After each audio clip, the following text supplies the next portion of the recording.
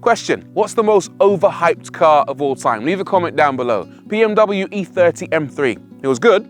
Was it that good? VW Beetle, the people's car? I don't know that many people who actually owned one. Bugatti Veyron, that was fast, but what else? Here's another one to add to the overhyped pile, the Toyota GR Yaris.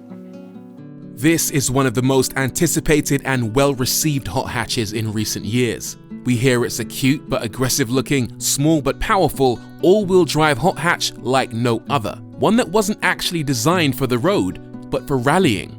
You've read the reviews, you've watched the videos, you've tried and probably failed to avoid the many superlatives thrown towards this car, but should you believe the hype?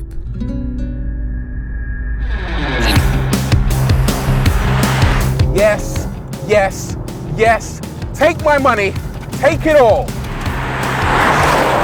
This is one of those reviews where I'm gonna give you the verdict at the beginning, save us all a bit of time. This is an excellent hot hatch. Yeah, there are bad things about this car, which we'll get to, but all the good things you hear about this car, they're all true. It's outstanding. A lot of small hot hatches rely on sophisticated, delicate handling to impress you because they haven't got much power, but this thing just relies on raw speed. That's the first thing you notice about it. It's just really quick. It uses a 3-cylinder 1.6 litre engine that knocks out 261 horsepower and 360 newton meters of torque. But it feels like even more than that. It will do 0 to 62 in 5.5 seconds, which is enough to out-accelerate most hot hatches. And if you keep going, it will hit, well, let's find out. Actually, no, let's not get carried away. We're not in Germany. But according to Toyota, it'll do 143 miles an hour flat out. This thing's got some seriously impressive speed for a Yaris. But what you gotta remember is, this isn't your ordinary Yaris. This wasn't designed for people of retirement age or people fresh out of a driving test. This thing was designed to conquer the World Rally Championship. It's designed to be an extension of Toyota's World Rally Car program. Their plan was to replace the current Yaris WRC car with a faster, updated model. Before they could unleash it on the competition, Toyota needed to build 2,500 versions for use on the road. And everything was going according to plan. But when the virus hit, they were forced to cancel the new WRC car and stick with the old one. But luckily, we still get the new homologated road car. And here it is, basically a domesticated rally car, isn't it? Looks a lot like the standard Yaris, except it's been beefed up. It's just super aggressive now. Look at the size of this front grille, absolutely enormous. Then you got these squinty little headlights. If you see this in your rear view mirror, you're gonna wanna move. Next thing I love about it are these flared wheel arches, which just give it this really, really mean look, almost like it's been down the gym. The only things on the GR that are on the standard car are these wing mirrors, the front lights, and the rear lights.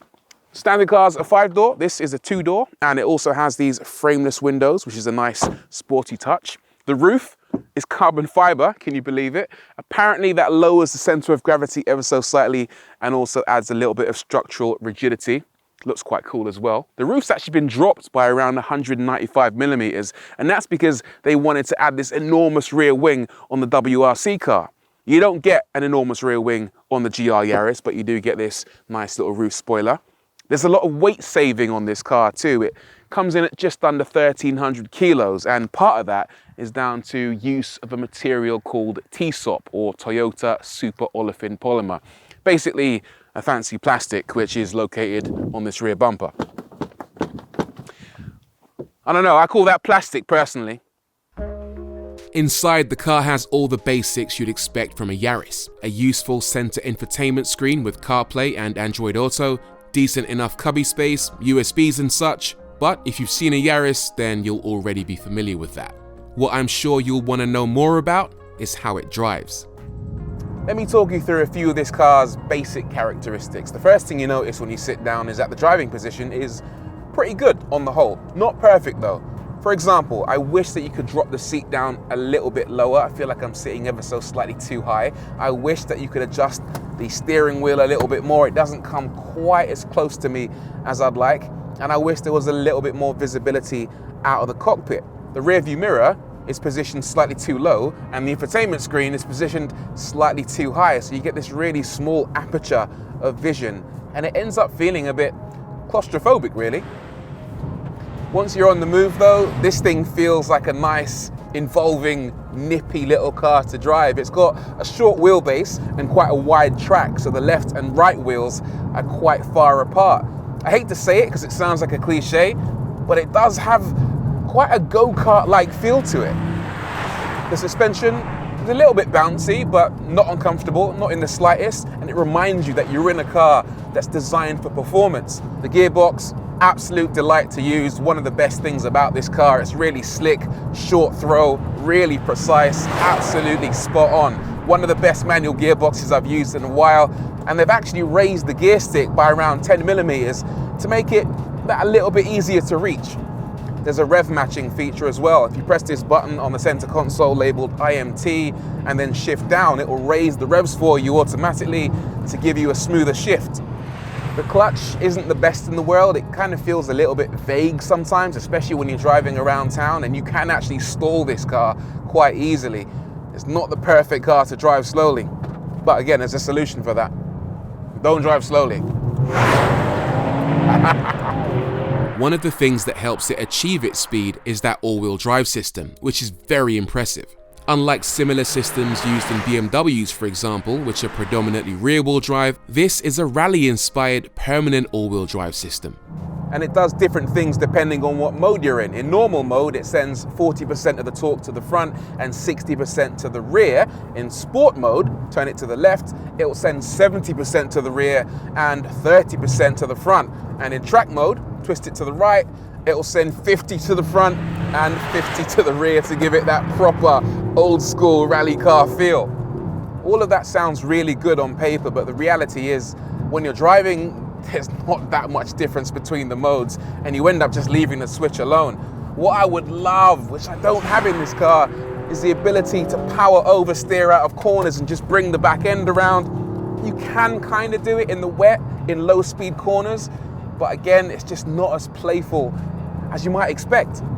The GR Yaris comes in a couple of different flavours. There's the standard car, which costs around £33,000, but if you spend an extra £3,000 on top, you can get the circuit pack. That includes lightweight forged alloys, which drop the weight by 10 kilograms, Michelin Pilot Sport 4S tyres, and a Torsen limited slip differential on the front and rear axle. But even this pack doesn't allow for playful skids unless you involve the manual handbrake. When you're paying over £30,000 for a hot hatch, it's little things like that that can make you question whether it's worth the money.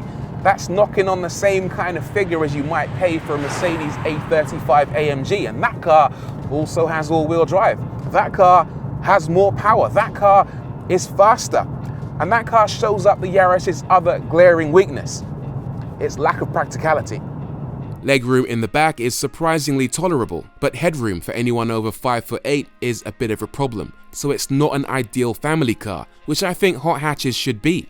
The boot is pretty small too. There are definitely other hot hatches at this price point that are more livable. At the end of the day though, I think you can ignore those minor annoyances. There's no disputing this car's ability to put a massive smile on your face. It attacks the road like an angry Rottweiler attacks your leg. That engine is just a real peach. Powerful, but not too powerful. In so many cars, you can't use the performance, but in this, you can send it all the way up to the rev line in first gear, second gear, third gear, and it's so strong. Without taking you on the wrong side of the law, you can really enjoy this car's performance without going over the edge. The only downside is that it doesn't sound that great, especially on the outside of the car, but Toyota pipe in some exhaust noise into the cabin to help it feel more involving. Not the best solution in the world, but it works. I can't complain, especially when I'm sat inside it. What else? Brakes, fantastic. You get bigger discs on this car than you get on a Toyota Supra. Grip and traction, perfect thanks to Michelin Pilot Sport 4Ss, and the whole thing just hangs together with this nice, involving, cohesive, almost mechanical feel to it. Honestly, there's no way to drive this car and not be impressed. You'd have to be dead inside. Sometimes cars come along that are full of hype, and you have to take that with a pinch of salt and look past the hyperbole. This Yaris definitely comes with the hype, but it's hype you can believe. It's not perfect by any means. There are plenty of other hot hatches that make more sense on paper, but there's no questioning this car's sheer capability and fun. Yeah, to Toyota Gazoo Racing, I say good job. To you guys watching, I say believe the hype. And to my local Toyota dealership, I say take my money. Take it now.